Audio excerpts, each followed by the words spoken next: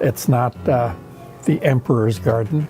It's not the Duke and Duchess of East Jabib's garden. It's just kind of a little community-based garden that tries to be about the place. My name is George Patterson. I'm the director of Tofino Botanical Gardens. I moved out to Tofino about 30 years ago. I bought this piece of property 30 years ago. It had been for sale for about 4 years, and there was no interest in it. It was not a desirable property in Tofino.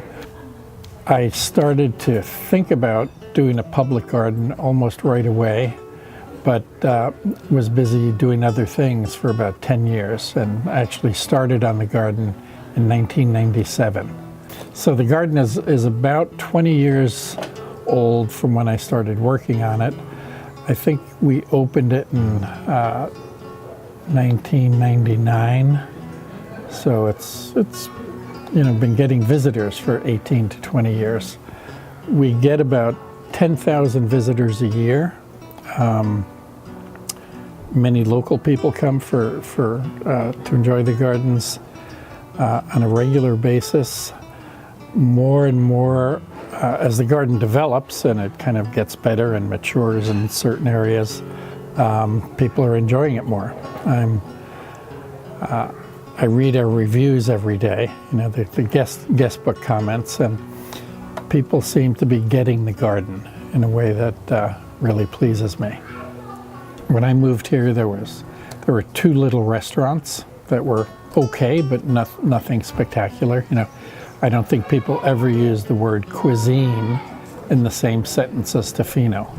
Over the 30 years that I've been here, the town has really developed into a culinary destination as much as a natural a destination for adventurers and people interested in nature or wanting to see or experience nature.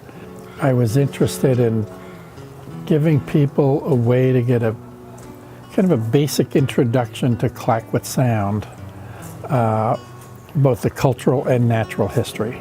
That vision has kind of evolved over time. It's still, much of it is still there, but I've become a lot more interested in kind of the art side of things, the sculpture in the garden, music in the garden, performance events, culinary events. We have weddings. We have things that I never thought about when I was starting the gardens. We are the wettest botanical garden in North America. We have the highest rainfall of any botanical garden. We're the westernmost, and in a sense, we're the wildest. This is a tremendous place to experience an ecosystem that is still relatively intact. But you don't see this kind of stuff in many parts of the world. I mean, the thing that I think makes it unique is that it's very ordinary. All of the elements are kind of ordinary, comfortable, quotidian elements. It's like an everyday garden.